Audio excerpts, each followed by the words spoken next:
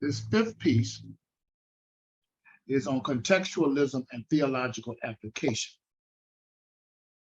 So what is going, and then I'm going to do a review of the 5 around what we're to do, and then we'll have a discussion on contextualism and theological application. But going over the syllabus that you should have, if you pull that up that Dr. Morton sent you, you'll see the same formatting. Everything is the same from the previous. But you will notice that the required textbook for this class is a piece by Nancy T. Ammerman, Carol Jackson, and Carl Dudley, along with William McKinney, in terms of studying congregations. And so that is a piece that you should have. Now, I don't know whether you all can see this or not. I don't know how to do this on the screen. I don't know how to do that. You can see a flicker of a book. You should, let's see. I really don't know how to do that. But the book, I'm holding it up. I don't see it. That means you can't see it. You can see a little flicker of it. It's entitled Studying Congregations. And this is a must read. So to Gamillion, Richie, to Q, to Terry, to Roberts, 1, 2, 3, 4, 5. This is a must read. And it's entitled Studying Congregations. And you will notice when you get this book, all the information is on your syllabus. This is also one of the required readings for the whole D-Man program. You must get this one. And it will begin in this table of contents with an introduction around congregational study. And the same principles for congregational study relate to contextual study, because the congregation becomes the context. So how do I study Sitzenleben, or setting, place? You know, what's going on there, which is what this book is all about. How to study a context, in this instance, congregation. And it talks about that in the introduction. And then the first chapter is theology in the congregation, discovering what that theology is in the congregation and the doing of that. And one of the interesting things about all of that is it opens up with Johnny Ray Youngblood. Some of you know him. I've had the privilege of being on panels with Johnny Ray Youngblood with Reverend Sharpton, and also Johnny Ray Youngblood served on Dr. Dixon's doctoral committee as one of his adjunct professors. And so Johnny Ray Youngblood is such a special voice, retired now, but his work there at the St. Paul's Church there in New York is very, very worthy of your attention. But this author, the authors here, use a story out of Johnny Ray Youngblood, and they talk about a story that he suggests, and it is suggested in that chapter at least, about someone who was doing some cooking, and they didn't know exactly what to do. So they thought about what they had experienced in the past when they saw their mother and grandmother do this with a turkey, I believe it is.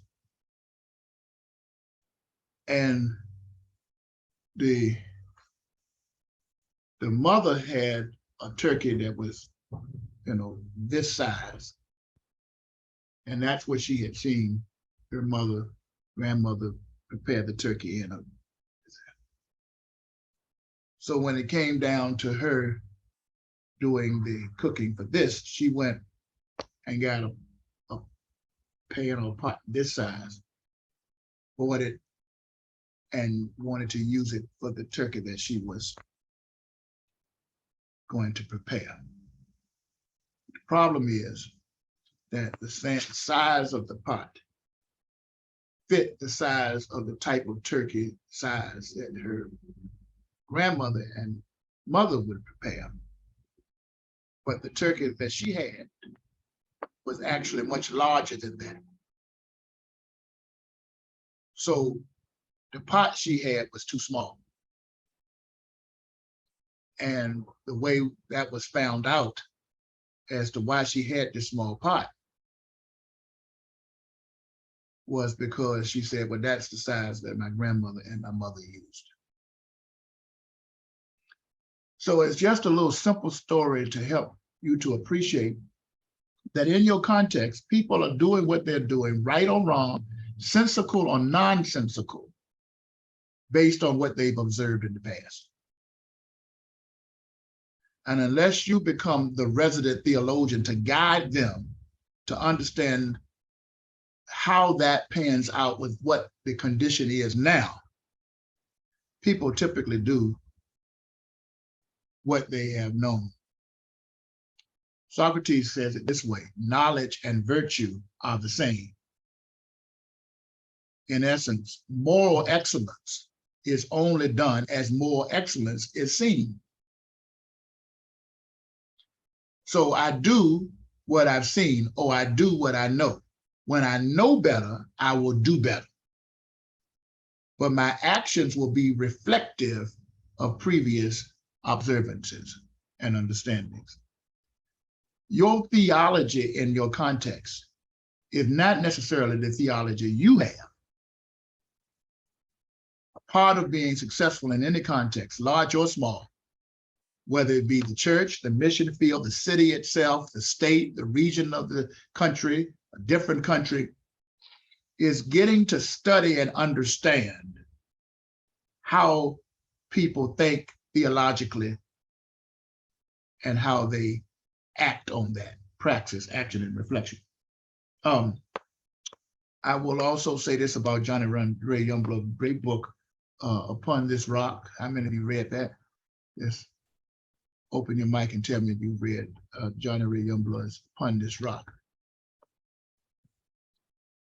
Some of you all might be doing other things, and that's fine, I understand. But Marissa James and none of you read Bishop Gamillion. Have you read Johnny Ray Youngblood's Upon This Rock? All right. Well, you probably could tell me some books I haven't read. So it works both ways, right? So, but I'm encouraging you to maybe go do. First of all, do you all even know who Johnny Ray Youngblood is? Has anybody ever heard of that name before? All right, Amelia has. Anybody else? All right. These are names, once again, I want you to become familiar with. Okay. But real quickly, contextualization and theological application. Staying on Johnny Ray Youngblood for just a moment. And let me tell you how this really tells you what this class is about by this example. Johnny Ray Youngblood has an appreciation for the Urban Dictionary. And the Urban Dictionary is excellent, etymologically speaking, around the whole understanding of Ebonics. So it is the indigenous cultural speaking language, getting back to what Jerome Ross in my lecture said is one of the 7 areas that we need to work on for survival, and that is to get a common language. Because you can't do much unless you all understand the language you're using, right? Because there'll be miscommunication and gaps and so many things that will go awry because the language isn't common and well known. Well, getting back to Johnny Ray Youngblood, he understood the language of the people that he was serving there in New York. And he realized that they liked to cuss. The people he had, they liked to cuss. They understood that language very well. Now, he had to make a decision as to whether or not he would lower himself, if that is lowering, and speak the language that they understood so that he could elevate them, transform them beyond expertise to empowerment language necessary for trafficking in the academy and in the boardrooms and real places where huge decisions are made in this country and world. So the first thing I want to ask you all, are y'all able to go there? Now the judge, I was listening, James Richard, the judge said today that I'll cuss you out. Did she say that? Or did I hear that correctly? Somebody open your mic and talk to me. I feel like I'm talking to a screen. Yeah, somebody talk to me. That's what I heard as well. So. All right. Cherry Q or Marissa, did y'all hear that? I will make sure my ears were hearing right. She's a judge, and she said, I cuss you out. I'm a Christian, and I'll cuss you out. I hear you, Dr. Coleman. All right. So now, listen, all I'm trying to do is to tell you, when you start dealing with contextualization, you got to decide whether or not you're going to do Jesus. Can I tell you that Jesus came down through 40 and 2 generations, left that lofty place there, came down and dwelt amongst us, was hanging out in graveyards, going places where they said you shouldn't be. And eating with folks he shouldn't eat with. With people folk he shouldn't eat with. Mm-hmm. This is our Lord. Mm-hmm. It is that spiritual formation, Christ-likeness, spiritual maturity. So anyway, I'm not advocating cussing. I'm just saying that Johnny Ray Youngblood understood that if he was going to do any ministry in the context that he was called. I have heard him preach. Yeah, and he doesn't he use them, Doc?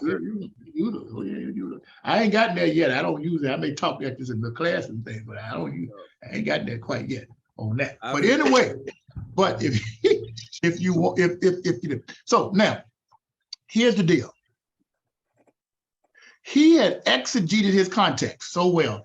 And since y'all can't see it in the books, and no need for me to do this, but I'm putting up another one. When I put it up the first time, it looked like you halfway can see it.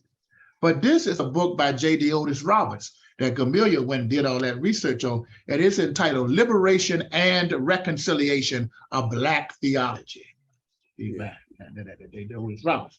And remember, I told you all that J.D. Otis Roberts argues, if we're going to reconcile, we have this ministry of reconciliation.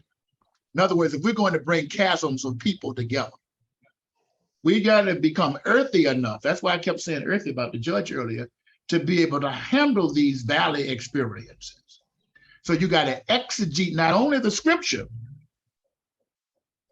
but you got to exegete the context, not just the text, but the environment, the ecology, the environment, the nature of the environment and the sociological constructs in that environment, so that you are bringing a right now kingdom word to help people's behavior change in the valley or the context that you're in.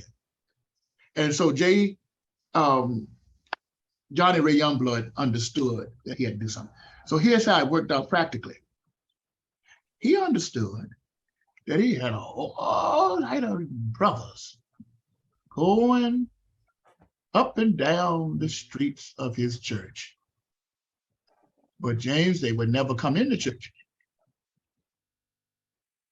In fact, he had more guys going up and down the sidewalks of the church than he had coming into church. And he discovered that they all would have bottles in their hand, large in part, most of the time throughout the day. They had beer bottles and all kind of stuff like that. So he said, I got it.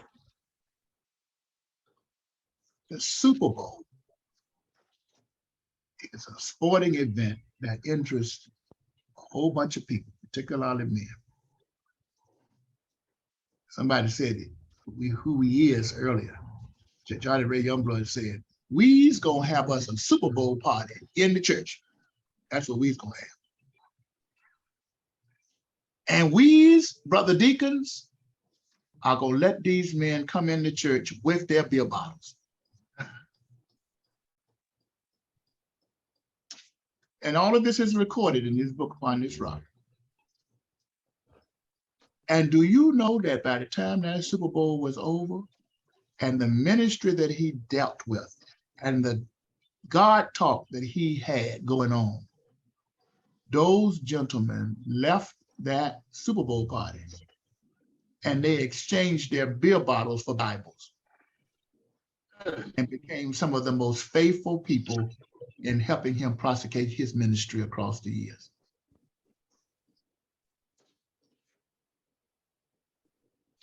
So you'll find how to go about understanding your context in this Study in Congregations book. It deals with ecology, seeing the congregation in context, the culture and identity in the congregation, the process dynamics of congregational life. See, all of these things, the resources that you can find, the leadership, going definitely, and then various methods for congregational study, profile inventory, standard demographic and religious involvement variables. All right? So y'all order that book today. Don't go right on there and get that book, because you have to have that, because this is a piece that helps you tremendously in doing your work. So studying congregations, make sure you get that and understand that in relationship to what that's all about. Any questions on the book that you need to get? It's right on your syllabus. Okay. It on the syllabus. Huh? No, I didn't. I may have overlooked it. I No, didn't. no. Go to I see it. I see it at the bottom of the page. I see it. You see it? All yes, right. sir, I see it. That studying congregations, that's going to be huge, because you figure out stuff. At one point, I was the pastor of a historic traditional church, and that church decided to oust me. They fired me from this historical church, and so I was fired. All this powerful stuff I'm doing now, I was fired from the church. When that happened, Camille, I thought life was over. You can't overcome being fired from a church. I didn't do anything wrong. Nothing. Didn't sleep with nobody, won't drinking, won't doing nothing wrong with my family. That done absolutely nothing wrong. I just was being too much of an adjutant around the things that Bishop Dixon was talking about yesterday. And God had to carve out a learning space, a place for me to be, where I can be the prophet that God has called me to be, and unencumbered by all of those kind of restrictions. But I never forget in that church where they fired people like Harold Carter and Vernon Johns. Break it to me easy. How many of you have heard of Vernon Johns, Vernon Napoleon Johns?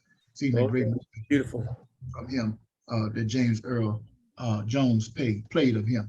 Anyway, when Vernon Napoleon Johns was pastor of the church,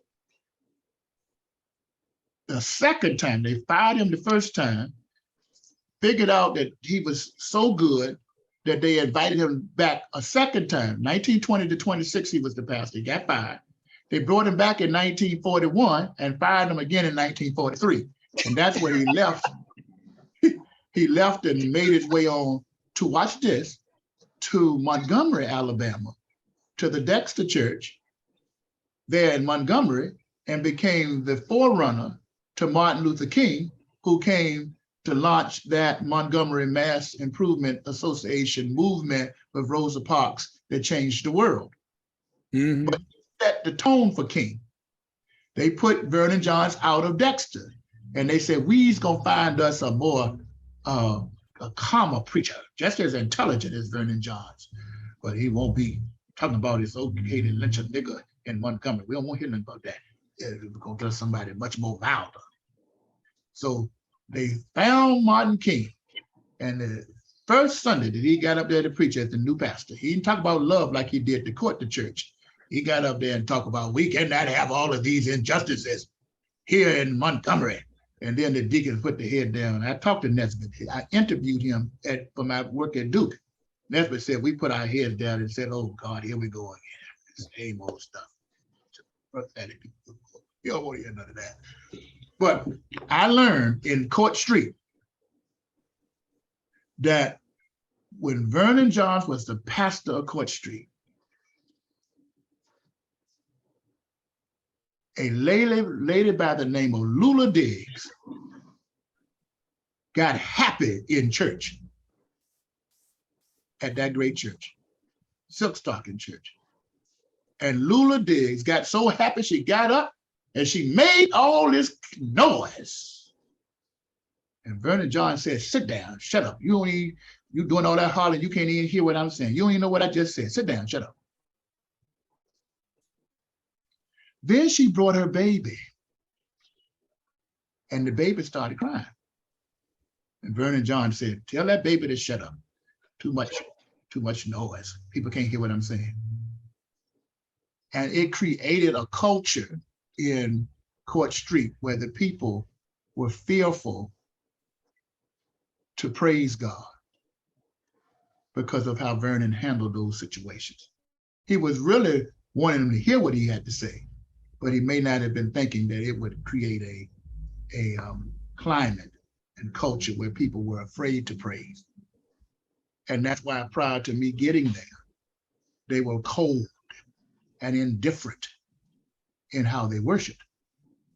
And I came in, had gone off to the full gospel in Louisiana with Paul Morton, all that crowd, Camilla. That's when I got to Court Street, came back throwing water on the people in the congregation. And they said, oh no, we can't have all of this here. and my dear friend in Roanoke, who's gathered unto the Father now, Antonio Thomas. Yeah. You know. So anyway. Legendary. What you say, Cherry? The legendary is church down the street from my job. Yes, sir. Yes, sir. His wife, we were all at James Madison University together. So by talking to Virginia Hughes at Court Street when I was doing my work on Vernon Johns, Virginia Hughes is the one that told me that story about how Vernon Johns had handled Lula Diggs and her little baby son, Louis Diggs, who when I became the pastor of the church, had then ascended to be the chairman of the board, of the trustee board of the church. And so once you start finding that stuff out before you do too much moving, you can begin to understand why people are the way they are, what you probably need to deal with to get them to accept something different, rather than just going and doing whatever you're doing without the contextual knowledge that you need for appropriate theological application, because you understand the theology that exists before you get there in that setting, church, city, county, town, hospital, prison, school, wherever it is. Is any of this making sense? And this studying congregation book really helps us have a level of appreciation for that. All right? All of you seem to be veterans in ministry, maybe. I hope you listen to what I'm saying. We listen. Okay. You know, it's simple things like moving the grand piano in the church to put in a keyboard. Mm-hmm. You got to understand all those dynamics, right? Yes, sir. She's dead now. She told me, you don't come in here moving people's furniture around in their house. So I had to first understand they understood that it's their house and it's their furniture. So you just don't move the furniture around, even though you use the pastor, without understanding the theology of how they got stuff arranged and why they got it arranged. My Lord. I never forget also in my first church, little teeny church, no size or bigger than the size of my screen here in Mecklenburg County. When I went in that church, all the walls were wood paneled. It's dark. You can like that. It's fine. There's nothing wrong with that. I'm not suggesting there's anything wrong with that. And then on the back wall was a picture of Jesus and all these, Jesus white, all the people around the table, white, blue-eyed. And I said to myself, this is the impression that these people may have of Jesus. And all of these people, they're all white. So they might not even think they relate. So I'm gonna take that down because theologically, I think that's a false representation. But Cherry, I went and took the picture down. They didn't ask nobody. I took it down and moved it into one of the little classrooms in the back and hung it up there in the wall back there. So I said, well, yeah, I moved it, but I didn't throw it away. I put it back there in the back room. They said, do you know that the Brown family gave us this picture? And the Brown family invested all of this money in this congregation. And if they find out you moved their picture, you're going to have some serious problems. So you're going to move that picture back. I'm not moving it back. That's so funny because I just asked the deacon out the Grove, can I bring my own drummer on Sunday? I literally just text one of the deacons out there because I can't take it no more. And he said, no, Deacon so-and-so gonna go ahead and play this Sunday.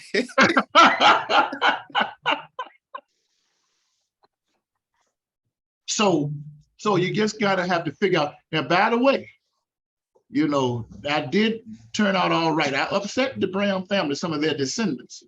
But after a while, I was able to teach on it, Bishop.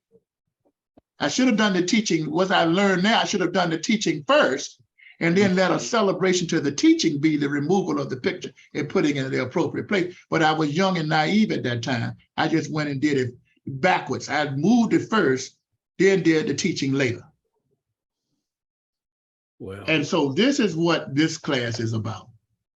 Trying to make sure that you have an appreciation for your context, the theology of that context, the theology that you have, and how you're going to bring transformation in that context around a problem area. Does any of this make sense? yes, sir. Right. All right. So you're going to write a paper on your reading of the Study and Congregation book.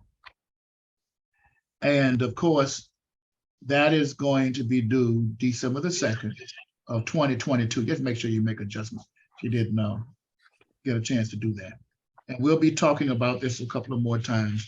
And of course, you're going to do your evaluation and you're going to do your attendance, okay? So now, having established that, what I think I want to do is to first make sure that I say a word about doing pretty good here on time. I want to say a little bit about context first, contextualism. All right.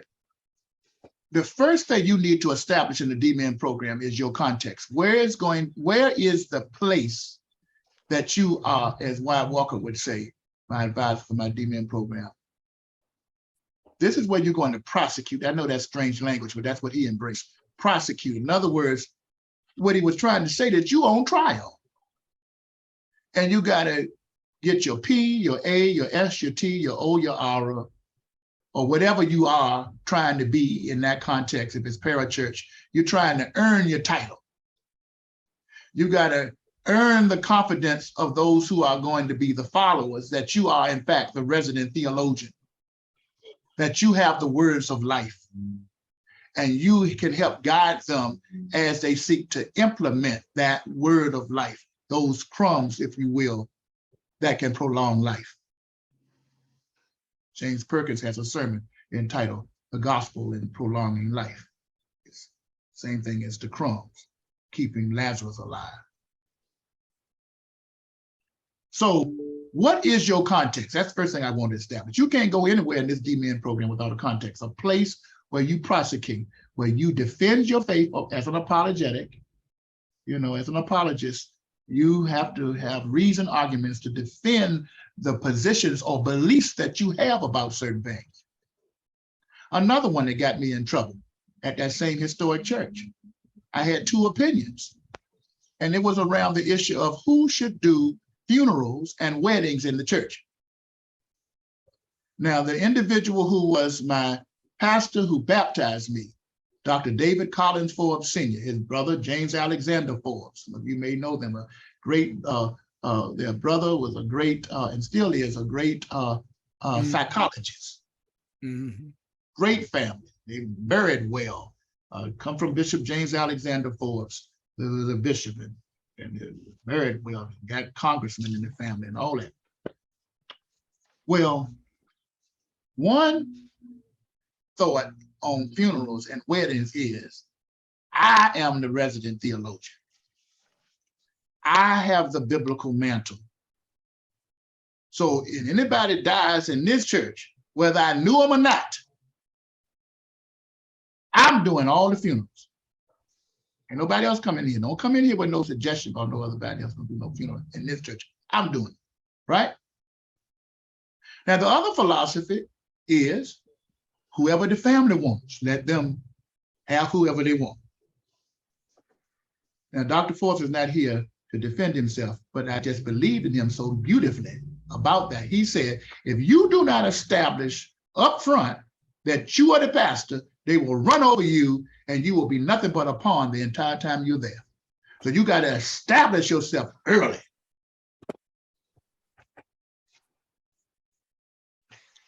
And then at the same time, I was in class with Sam Proctor at Duke. And I was having this wrestling, and Sam Proctor told me, he said, when I went to the Abyssinia church, people told me that they wanted so-and-so to do the eulogy for their funeral. I told them to go right ahead. I went and played golf during that time. Didn't bother me at all. Now, I didn't listen to Sam Proctor. I decided that I needed to establish myself. I made that church red hot with me about that issue. Now I got to the point where I'm like Sam Proctor. Bishop Camellia, they want you to come do the eulogy, you go right ahead and do it. I'm gonna go play golf, go with my wife and go on vacation to the Bahamas and come back. Y'all do whatever you want to do. Can I interject something here? Yes, indeed. Yes, sir. Go ahead. You know, Dr. Coleman, and this is my theological belief, and I don't know if this is, well, this is where I am. I believe that when a church calls a pastor, he is the pastor of the church. And when people introduce him, they say, or her, they say, this is the pastor of my church. And then it's after you marry and bury and eat with people, you become their pastor. And then they introduce you as, this is my pastor. Wow. Wow. Wow. Meaning that until they call you, you may be the church's pastor, and some pastors got to have the name on the door. If you got to have your name on the door, you're probably not the pastor. You have your name on the door, but if it wasn't there, you still the pastor because you have become my pastor, right? That's what you said. You're the Yes, sir. personal pastor of the people within that congregation. Yes, sir. So on weddings and funerals, what is the policy at your church around who does those? Well, the policy is whoever the people want, but normally because I have become their pastor, they want me. Got you, Cherry. What's your theological position on that? All right, Cherry might be busy. Q, what about you? Well, it depends. In my book, that's not a major issue. It's a minor one. And the bereaved, in my opinion, should, if they choose to have another pastor, that's fine. I don't major on minor, so that's where I was going with that. To me, that's something minor. Now, Q, that's huge what you just said. Dr. Walker, I mention these people often because they impacted my life. Dr. Proctor put it this way: every issue is not a cross issue. Correct. You got to determine what issues you are prepared to die over and what issues are you willing to live through until transformation comes. Amen. And so what I did was I decided to make that a cross issue when in the truth of the matter is it really maybe is not a cross issue as such. Amen. But what I was wrestling with, and somebody on this Zoom may be wrestling with, or you come in contact with, is what if something as ginger and tender as death gets mishandled by a preacher, and your people are there, and they give bad theology and embrace and support practices that you are trying to move the people away from. This is true. So now, can you ever undo that? Or is that the death nail in your coffin? Or when it comes to things like weddings, and they begin to produce another construct around God's understanding of a wedding. Now, Not to mention now we wrestle with same-sex marriages, and I can get married to a car if I say I love the car and the car love me. Nowadays, right. And the person comes in and they are able to do that in your congregation because you got a policy that says whoever the person wants can do the wedding. I still wait a minute, Camille, what you talking about there? no, I maintain, look, I'm the pastor of the church that I pastor, and I maintain the right of approval and rejection. Okay, all right. Okay. You know, now I had a situation, and my wife is downstairs, and someone in my family very close to me was getting married, and his wife's sister, who is gay, was supposed to walk her down the aisle. And I said, that's not going to happen here today. Okay. That's not going to happen here today. And the person got very mad. Yeah. And she was really, really mad. But my wife went back to talk to her and said, ain't no need of you being mad. Because if my husband said it ain't gonna happen today like that, it ain't gonna happen. And you the pastor. Yes, I'm the pastor. And nobody was upset about it except the person who literally wasn't a member of the church. What was good?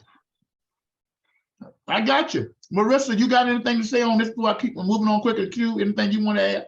James Richard? So I do. I really do believe when Moses was told to delegate, and I just really feel like, you select the people that God has shown you are capable of fulfilling the duties that you can assign to them. And I really do, I do believe in delegation, especially if, a pastor has been mentoring, or working with a family, this, that, and the other. I mean, I feel like it makes sense, but those people under your covering that are sort of working on your behalf, I really, you as a pastor should really have rules and limitations set for them in terms of, what are the beliefs of the church and all those things. Now, it's not time to delegate if our beliefs aren't in the same place.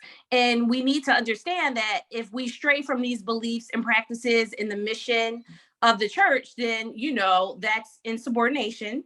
But I'm a woman that believes in delegation. And I did have a question for Bishop Gamillion. Was this in absence of a father that this particular person wanted to walk this person down the aisle? I don't understand. Well, I literally don't know what the issue was, but it was sprung on me. This was not something that I was made aware of. It was something that they sprung on me at the moment.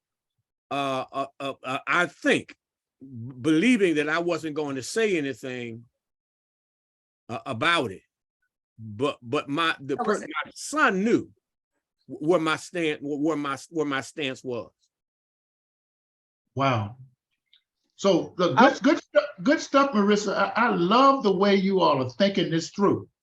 And all of these things have got to be thought through in the specific area that you are going to be dealing with in your D-Man program. Now, this is later in the first year, but you got to be thinking now about, for example, You'll get, I don't know if she gave it in your material, but there's a piece here on hidden rules.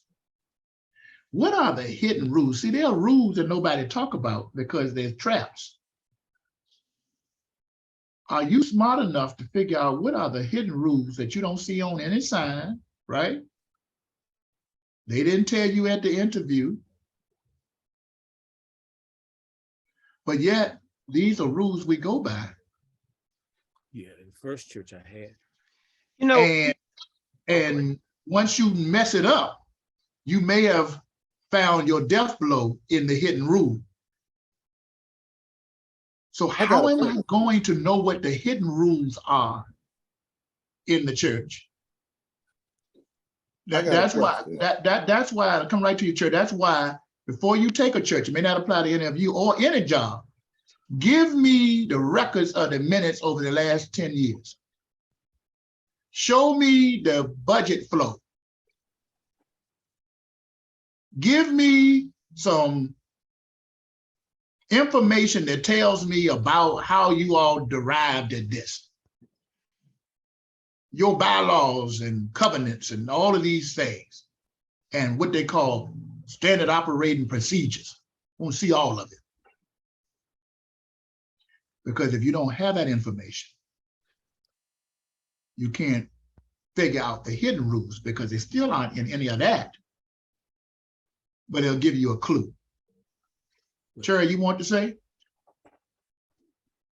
Yeah, so I guess walking into this place in Forest, you know, I liked what Bishop Coleman said. I'm the pastor of the church that I pastored.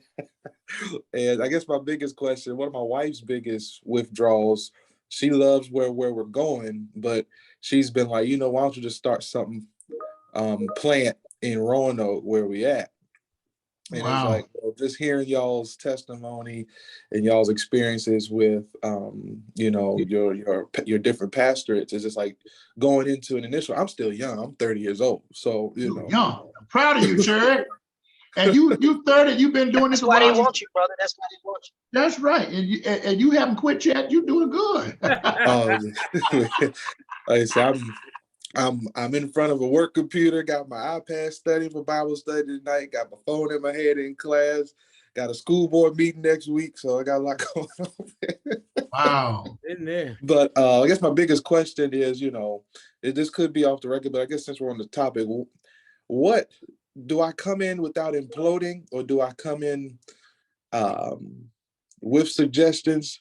I mean, Dr. Coleman, you know where I'm going. Sure. And they're kind of, I'm not gonna say ahead, but they have been doing some things, but you know, this is new territory for me. It's different from being an executive pastor to a senior pastor. Sure. Have you had any good talk with Marcus yet? Oh yeah, he's Okay. on standby. All right. Well, you obviously way down the road if you're having good conversations with him. I would listen to what he has to say about hidden rules. Yeah. And again, hidden rules are salient, unspoken understandings Yeah. that cue the members in that context that the given individual does or does not fit. You know, the first church I had, which I was called to, the hidden rule was the chairman of the deacon board was supposed to be in charge. Wow. That was the hidden rule, but and I broke it. And it became a wrestling match for the 7 years I was there. I was able to increase the budget fourfold and build a bigger plant than they had sitting there when I got there. But then the deacons wanted to take credit for that and all of that. And yes, sir. But that was the hidden rule. The pastor that was there before me was there 39 years. And if he said something in a meeting that the chairman didn't like, he would call him into the study and he would come back out and change all of that stuff. You got to believe it, Doc. That was the hidden rule. That's right. That's right. So that's a perfect example of what I'm talking about. And while meetings are going on, you can have an old man, old deacon that's in that position, young for that matter. They got a cane, if you will. And if they move the cane to the left, they ain't got to say a word. That means vote yes. If they put it to the right, it means no. You ain't got to say a word. If they put the cane in the middle between their legs, that means I don't care what you do. That's a hidden rule. Yeah. You know, See? Dr. Coleman, I heard, you know, it's interesting you use the term, and I've been sitting here laughing and wrestling with that notion about contextualization. I've come to call it culture, church Yeah. culture. Yes, Each sir. church has That's the its own culture. culture. That's it. And as a new pastor going into any church, I don't think that it's a good idea to touch anything. It's good for him to go and sit and That's do what thus right. says for that God and preach the word of God and try to bring everybody up. And I'm gonna say it like this, and I don't mean bring everybody up. Let me be more clear. Try to find some forms of standards and that everybody can agree on. Learn the culture, then you can start actually maneuvering around.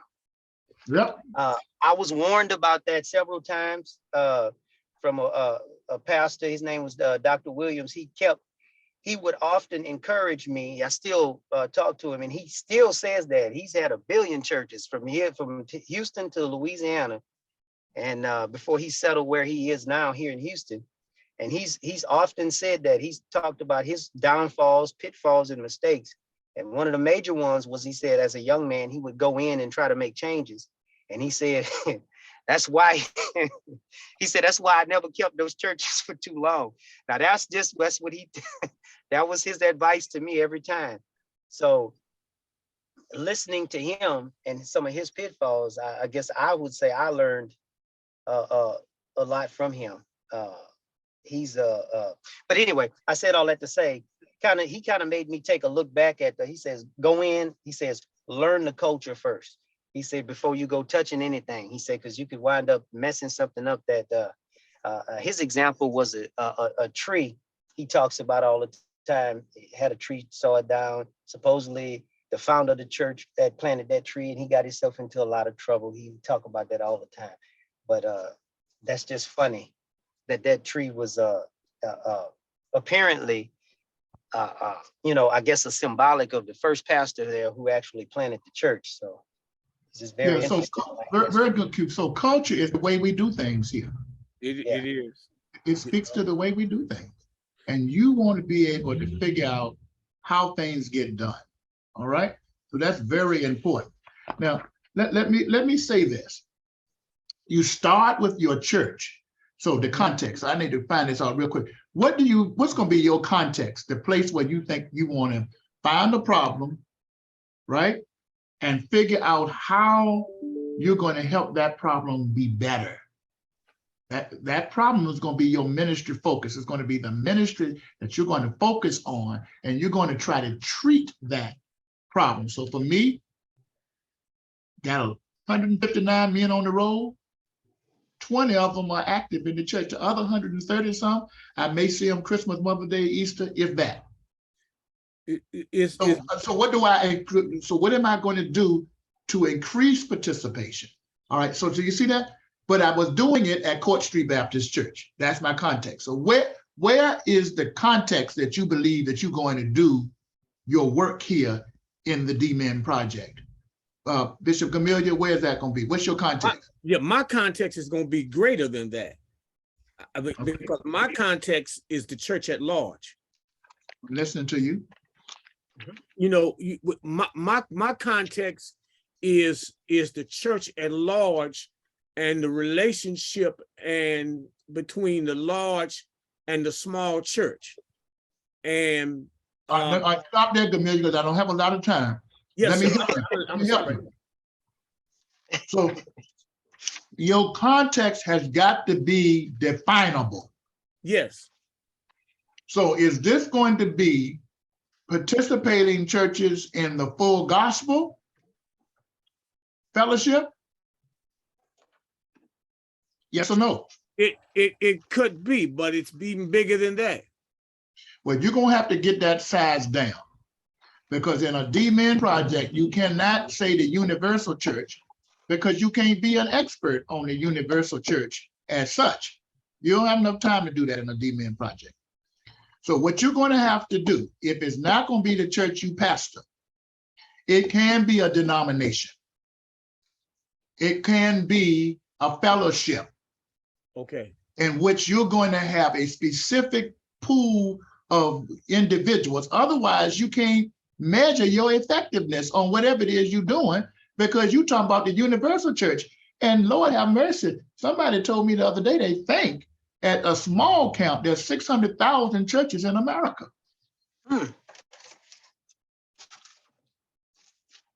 So there's no way you can do you can do that. You can't do no contextual analysis on 600,000 churches. But you can hone in on however you want to configure it. It is going to be a mixed intervention with the full gospel fellowship participating churches and A, B, C, D, E, and E and F. But it can't be the whole thing. You don't need that. It's too large anyway, because you're going to hone in on something, whatever it is. So you got to decide what the scope is. Okay? All right. Some of my biggest fights was with old Wyatt Walker and Franklin Richardson on getting myself straight on what I could accomplish in my D-Min work. I wanted to erect the Vernon Napoleon Johns Academy for the development of African-American males. And he told me that's wonderful, but you can't accomplish that in a 6-week period to treat a project for a D-Min program. So you got to scope it down. What I could do is increase the male participation and awareness and all of that of vital need to be a part of the church and to get more involved. So I'm not taking you away from what you want to do. I'm saying for your D-Min piece, it may be universal, but so that you can have credibility, I've looked specifically at these churches, full gospel churches and whomever else you're talking about, and lock in on that, because you got to study that. I'm not talking about Gamaliel because he's brilliant. I'm not talking that he would even think this. This is not some swinging through the tulips exercise. We're going to expect you to do a contextual analysis around, that's your next paper. That's what we're talking about.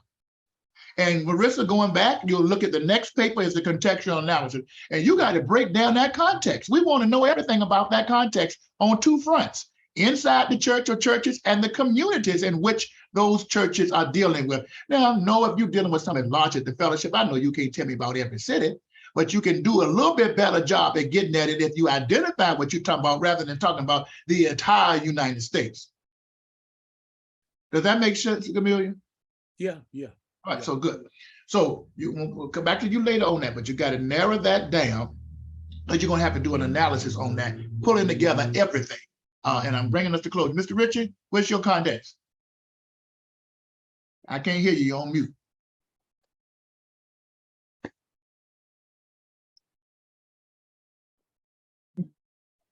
I can hear you now. Not sure exactly what the context right now, but I was thinking more as far as bylaws within the church, especially for the Baptist church. Yeah. So James, that's a good answer. Good. It could be the church you're a member of. You're not the pastor, right? No, sir. I'm not pastor. I'm the. What's your role in it? What's the church you attend? James, what church do you attend? Oh, the 577. So that's where Oh. Well, Richard, did you tell me what church you attend? Okay. I think he's All right. working. Oh, he's at work. Okay, I understand. That's fine. I'll come back to James. Marissa. Okay. Yes. Which gonna be your context? Ooh, well, now I'm scared because, I mean, I am, as I explained earlier, my fivefold ministry, I am a teacher. not a Okay, pastor, right? that's fine. So my audience Mhm. are mothers, okay? Okay, got you. So of children between the ages, basically elementary school age children. Okay, Now to narrow, because I was planning on doing this primarily online. okay, So to, you know, the net that I was going to cast was the United States, but I was going to focus in on 50 women. Does that make sense? yep. Or 50 families. Mhm. So that's it. And If you're where asking my these, where are these 50 families? Where are they located? they can be anywhere in the United States because it's going to be it's an online ministry. So my interaction, you know, is going to be primarily interacting with them online. Mhm.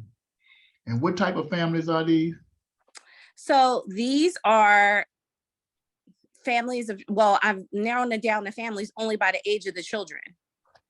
It's very hard because I don't believe that my primarily audience will be African-American because that's not what it's been thus far. And it doesn't have to be, and it doesn't Okay. have to be. It doesn't. Okay. Now, what we're gonna do because of interest of time, this is good. And who your core faculty advisors are, here's an assignment for you all to make sure you do. You need to spend some time with your advisor so you can get clear on your context. Because you got to have a manageable context by which you have some authority to compel them to come together over a protracted period of time to do some research with them that you have developed. And we've got to be able to be sure that it actually exists and that it's functional, has some level of sustainability to it. This will never happen with you all, but we have one group, I'm preparing to close you, that one person that made up a context, a church that didn't even exist. Oh, wow. You see, and once we found out about it, that person had to be removed from the program because you can't do that. So either you got an established context, or if you're trying to establish something, you got to work with your advisor to make sure that it fits what it is that we know will work for you so that you can adequately defend yourself when it's time to go before your doctoral committee. And it's going to be hard to defend something that people aren't clear on the context and how you're managing it, its suitability for a DMin program such as ours. But Marissa, I think that your person can help you. Is that Dr. Jackson? You may not have to get back on, but Dr. Jackson, Dr. Coleman from Chameleon. So I'm going to work with the good doctor. Whoever your advisor is, that's one of your first order of business is this week, very shortly, is to get with your advisor to help identify clearly your context. Now, if you're like Cherry and you get called to a new church in midstream, I hope that whatever that transaction is going to happen either quickly or whatever, because then you kind of got to start over again because you're probably not going to be able to do a work in a context that you leave. Do you see? But we find ways to make things happen. You won't, when I say start, not at the beginning of the program, but you may have to go back and do some revisions because context may differ. Okay. And one thing about Alta Grove, they're familiar with having a pastor working on a doctorate because he did his around social media. So at least they understand that part. All right. So class, let me try to bring this to a closure here. What you're going to have to do is learn your context. That's what contextualization is all about. The strengths of your context, the weaknesses, the opportunities, the threats. Meaning that as far as the identifiable challenges in your church or whatever group you're dealing with. So if you're assembling 50 families, what are the identifiable challenges amongst these families? And you got to understand all of that. Then you go to the mission field. So if my church is in Lynchburg, Virginia, and I'm the pastor of Providence Transformation Church International, then I got to do all of the background on my church. Then I got to understand all of the goings on in Lynchburg, Virginia. So I got to go to my Chamber of Commerce and understand what's going on in the business community. I got to go to City Hall and understand the vision statement for the city now that we are beyond 2020 for 2020, 2040, 2050. What's going on in terms of employment? What's going on in the educational system? What are the challenges around media in our city, entertainment, all of the various aspects of community? You got to do research on to find out population, unemployment rates, stressors, you know, what are the challenges that are going on in your community? And then you match that then with a theology. And I will close by suggesting to you that theology, of course, is the study of God. And when we go deeper, I really like the womanist theologians who have said that theology is God talk. It is God talk. You got to bring before your contemporary context God talk. God is speaking. Here is what God has to say about whatever the problem is that you are addressing. W. Franklin Richardson told us in class that theology is the attempt of the human to represent the thinking of God. That theology is the attempt. That's all y'all doing is making an attempt. And Charlie Adams said it takes a long time before you get a definitive statement about what God has to say, but you're in process. So Franklin Richardson said, theology is the attempt of the human to represent the thinking of God. I'll close on the fact that Paul Tillich adds that theology is a function that must serve the needs of the church. So again, getting back to the judge, as she was engaged in simple talk, keep it simple, stupid. I need to cuss, cuss. If I need to be as the Romans, be as the Romans, whatever it is to win you to Christ. So your theology becomes a function to serve the needs of the church, so that you are to provide a statement of truth of the Christian message. We're not interested in eisegesis. We're not interested in you coming up with something that you've added to the Judaizers, if you will. You must discover biblically the truth, so that you provide a statement of truth of the Christian message. So that when God is speaking, God speaks the truth. You have to come up with that statement and then provide an interpretation of this truth for every new generation. That's what Paul Tillich in systematic theology argued, that theology must become functional to meet the needs of the church, therefore providing a statement of truth of the Christian message and an interpretation of that truth for every new generation. I got to shut my class down now.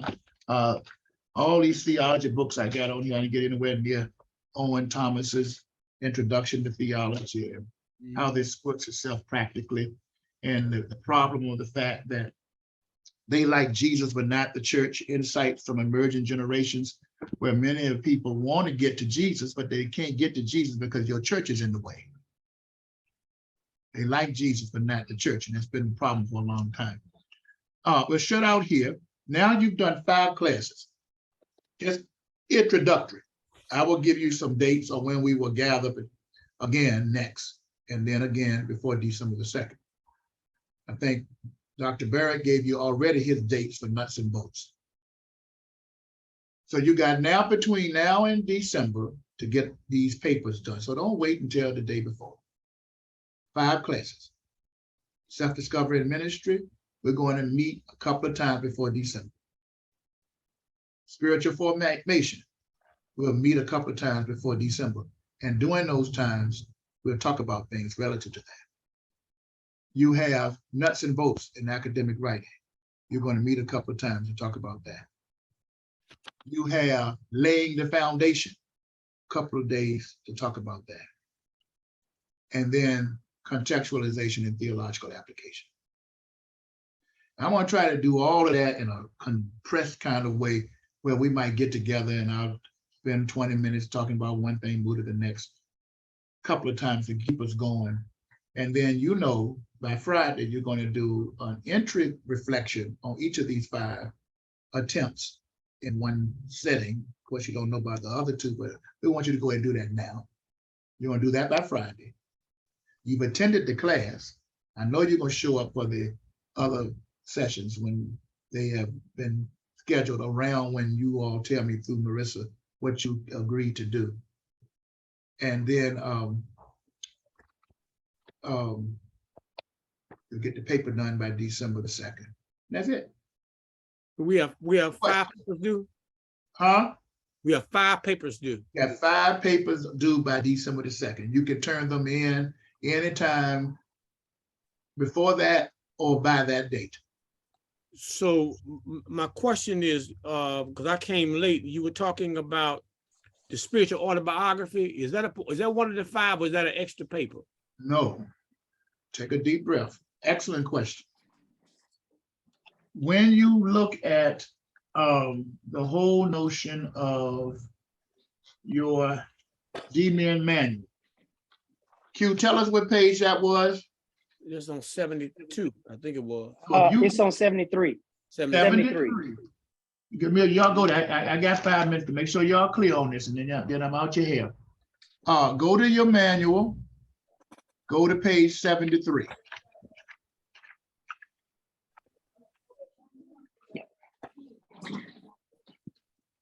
What I want you to make sure that you understand, I know Marissa may have left us, but we'll all make sense of this. Now, you have several components. And by the way, one of you wanted to know about elders in the church. Was that you, James Ritchie? Who was it that wanted to know? Listen, I'll get with you because I had a good explanation about all that. Just run clean out of time.